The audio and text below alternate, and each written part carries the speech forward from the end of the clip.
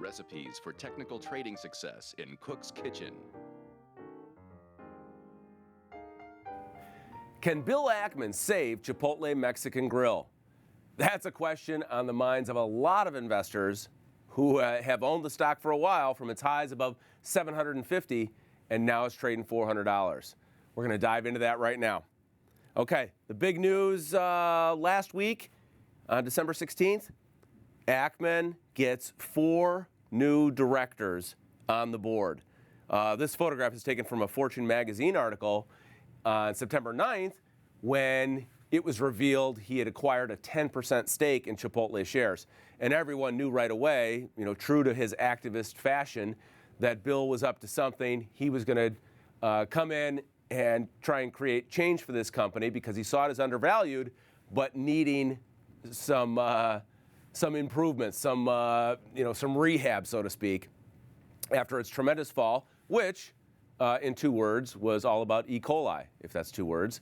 Remember, in the summer of 2015, they had that E. coli outbreak, and it was happening at dozens and dozens of their stores. Let's see what's happened to their business since then. First, we'll look at the stock price. So this shows all of 2015 here. This moonshot rise here to new highs above $750 was after a very strong earnings report. And I actually did a video that week of July 23rd when they reported record sales and profits. And things were looking fantastic for Chipotle. And then you come into September, October of 2015, and the E. coli breakout, and investors just started selling the shares. And here we are now down just below 400. Bill Ackman came in September of 2016 of this year, buying shares. He was probably accumulating his stakes somewhere in here. He had to reveal it within 10 days since he acquired nearly a 10% position. So his average price could be, $420 or something. The stock initially popped up and has fallen back. And that's really the most interesting news is what's going on right now with the company, irrespective of whether Bill Ackman can save it, because there's a new problem at Chipotle. All right, I want to show you revenues real quick, just so you have a rough idea of, how much sales have come off.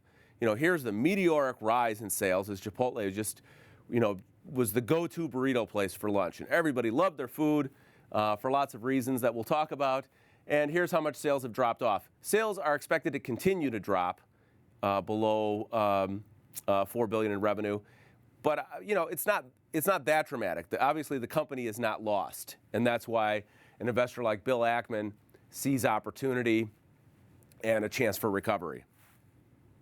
Okay, so I mentioned I did a video in the summer of 2015, right after fantastic earnings. I said Chipotle's earnings show they found the secret sauce. And so I talked about a few things there. You can find that video on YouTube or on Zacks.com. So what did I talk about then? CMG's secret sauce. Well, I posited that trading at 42 times 2015 earnings and 35 times 2016 projections, their secret sauce better be pretty spectacular, right?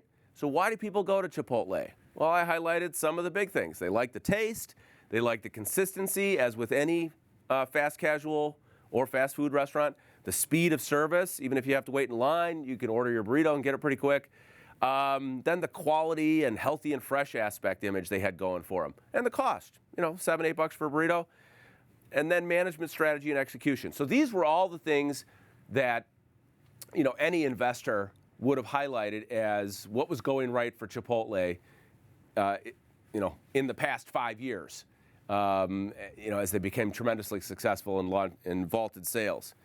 What I focused on was, hey, there's a customer service element here too, is that because their stores are so efficient and sort of on a McDonald's model of, systematic efficiency, that helps employees do their job better. And employees who can be efficient can deal with customers better. So this is my customer service IQ theory that I said was part of Chipotle's success, that the staff was able to do their job quickly and be friendly Obviously, good hiring practices make a difference. And the opposite is when staff feel burdened, can't handle customer needs or quirks or issues. Somebody's staring at the menu and wants to know, what can I get with this burrito kind of thing. So now these are all, I'm foreshadowing a little bit here. These are all the things that I said were going right with Chipotle in 2015. And the customer service issue we'll come back to here. All right, so on December 6th, let me just give you some background here. December 6th, before Bill Ackman got his new guys on the board, he may have been motivated by what happened on December 6th. Chipotle was at an investor conference sponsored by Barclays. And in management's time to speak, they said they were, quote, nervous about the guidance they had given in their October earnings. Now, the October earnings, it was their third quarter earnings reported in late October. That report really tanked the stock for the first time down below 400 because the same-store sales were horrific, tremendous drop-off in sales, and revenue drop-off, obviously, and their projections about how the next year would look were subdued. But here they come out on December 6th and say they're nervous about the guidance they gave. That made investors a little nervous. You had a bank like J.P. Morgan, the analyst there, immediately cut his price target from $425 to $375 for the stock. Let's take a look. I took this from a MarketWatch story by Tanya Garcia on December 8th, and this was their title. Chipotle is nervous about 2017 guidance, and analysts are disappointed to hear it. Co-chief executive Steve Ells, who I believe is now the single CEO, was talking about their laser-like focus on improving customer service. But there was a problem, and this is what I highlight in yellow. After the E. coli crisis, so to speak, a number of changes to various operational problems were thrown at crew members, meaning they were asking their staff to do more. Obviously, more cleaning procedures, more frequent, and all that. Here's the highlight he gives it, that normally they might have 8 changes to the way a restaurant operates in a year. Slow, steady improvement. We're going to do this. We're going to do this. Well, in 1 year, they made 80 operational changes to the way Chipotle restaurants were managed, so to speak, from the inside out and what staff had to do.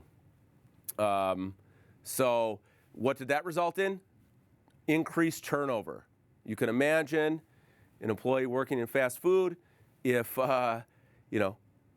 they don't like it, they're going to be their own activist and say, I'll see you later. I'm going to go find somewhere else to work. So that high turnover impacts a couple of things. It impacts customer service. You're constantly retraining people, and then the costs of all that too, of constantly retraining new employees, and then that just snowballs in poor customer service. And this is the other thing that Els talked about was one of their biggest challenges was customer service. Okay, so here we are. I'm calling it Operation Disaster Recovery for Chipotle. They don't call it that. So, what are they up against? Obviously, they've lost the growth momentum, of a young brand attracting, new generations of customers, young and old, and that has been stopped in its tracks. So you may still see some Chipotle restaurants with lines out the door at lunchtime, but that's not the norm anymore. And you could picture it that they've lost a wide swath of potential new customers. Think about it this way. In your mind, you see a Chipotle restaurant, what's the first thing you think of? Oh, they were the guys that had that problem. And then does it affect your decision to eat there? Rationally, people might say, no, I just wanted to go somewhere else. But subconsciously, on some level, that sticks with people. So they've got this stigma now, and it affects people's choices because it may give them a reason to choose somewhere else, to go, Chinese or Italian or whatever. Okay, so what is their challenge here? Hey, can brands heal from crisis? Absolutely, but it takes time. Look at Tylenol. This is a crisis that happened when I was younger, somebody was tampering with Tylenol bottles in stores, putting some kind of poison in. Some people got sick. I believe some people died. Now, Tylenol, the company, recovered from that, and obviously the brand did, but it took some time. And maybe the difference here between a over-the-counter pain medication and food is a big gap, because people can think sort of objectively like, okay, they fixed that tampering problem, new types of bottles, can't happen again, whereas a food poisoning issue might stick with people longer, and that stigma might stay. So that's the big challenge. I think it can heal with time. But what about the labor and customer service issues? This is obviously a challenge for the company, and that's another thing they're going to have to work out. Can they retain people and pay them enough?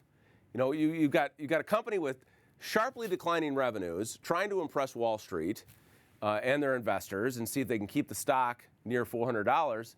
But they don't want to pay more for staff, but they're having this customer service problem. So because they burdened the employees with extra procedures to keep the restaurant clean. So big challenge for them. That could take them, who knows, another year to 2 years to work that out, and hopefully they're bringing customers back in the door. The last thing I want to point out is that in that video I did in the summer of 2015, I noted at the time, hey, Chipotle is doing so well, they don't need a loyalty program, right? Well, now they probably need several loyalty programs to get people to try them or get them to come back and sort of rebuild that trust in the brand. All right, so that's the situation with Chipotle. If you are an investor, I think there's probably more trouble ahead as they sort this stuff out, which means sales could continue to decline and the stock price will too, as more institutional investors, some institutional investors have owned this stock probably below $100, so they've got really chunky returns in this long-term investment, and they just watched 30-40% of that investment evaporate. So they might be getting worried. Is this the time to be buying more shares or taking profits on the chance that the stock goes down to the low 300s? One firm, Instinet, analysts lowered their price target from $372 to $333. So there is this view on Wall Street that tougher times are ahead for Chipotle with declining sales, and a company with a new problem now after they fixed the food poisoning health scare. Now they've got a customer engagement problem and trying to manage their stores to get make people want to come back. All right, thanks for watching me in the kitchen, and try the burritos again. I don't think they'll kill you.